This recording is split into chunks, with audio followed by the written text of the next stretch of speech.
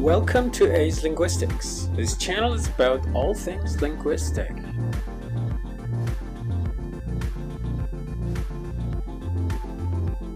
So let's see what we've got today.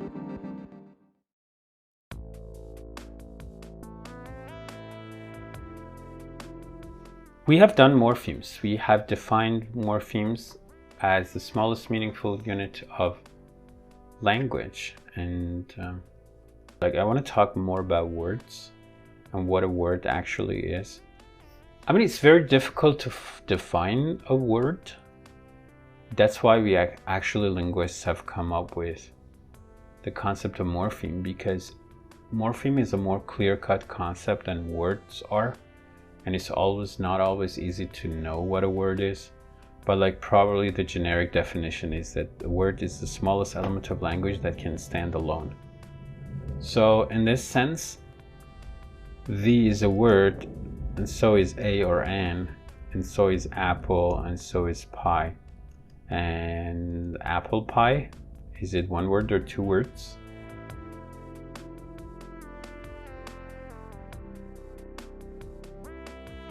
So these are all different words. It doesn't matter how long or how short they are.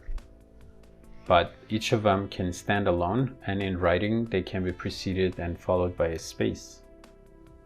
But morphemes, as we define them, can be free, in which case they can stand alone, but they can be bound, in which case they cannot stand alone. So some morphemes can stand alone, in which case they would be a word.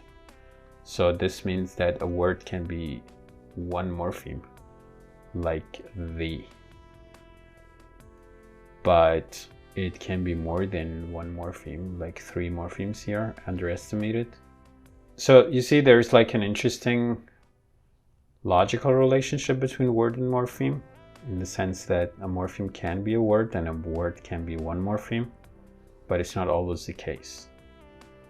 Like, for example, at, I saw him at school, right?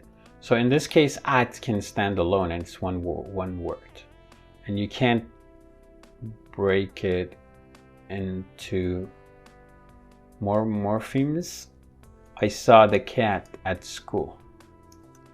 But you see the same sequence here in cat, and now the question is cat 2 morphemes consisting of ka and at, or is it not 2 morphemes and it's just one morpheme, cat? So the question is, because I've seen people being confused, why at, if at is a morpheme, why cat isn't 2 morphemes? Because you see the word at in cat. Although you see the sounds a and ta, which comprise at in the word cat, but you don't see the meaning of at in cat. So that's why at in cat, although it sounds like at here, like I saw him at school, they sound the same, but it's just a random coincidence. It's like two different, they are the same string of sounds, but the word cat is all together. It's ke-ate, it's not ke-ate. So let me give you another example. The word unhappy, we know that we can draw the tree for unhappy, and we can know that unhappy consists of un plus happy.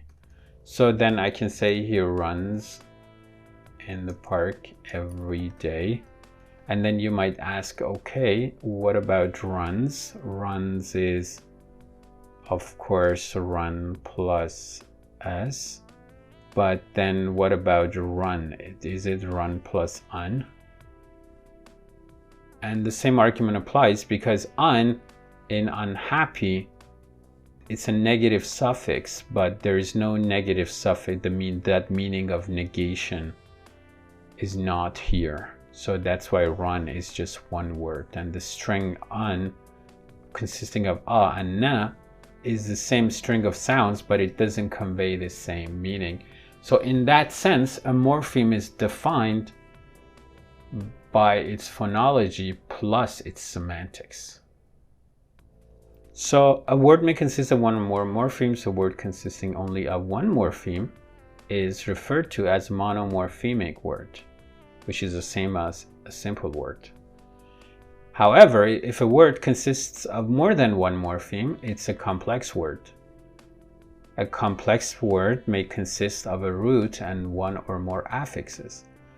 A complex word is polymorphemic. See, the word polymorphemic itself is polymorphemic. I can give you some examples of polymorphemic words like consistency, viscosity, tumultuous, inconsistency, destabilization. It can be a root plus one or more affixes, but sometimes a complex word has more than one root, in which case it will be referred to as a compound word. You can put two or more words together to create a compound word. Examples of compound word: bittersweet, spoon-feed, spoon-fed. These are compound words because they have two roots, you see? Bitter is a root, sweet is a root. They are not affixes because you can have the word bitter as a separate word. You can have the word sweet as a separate word, but then bittersweet can become a new word, which is a compound word.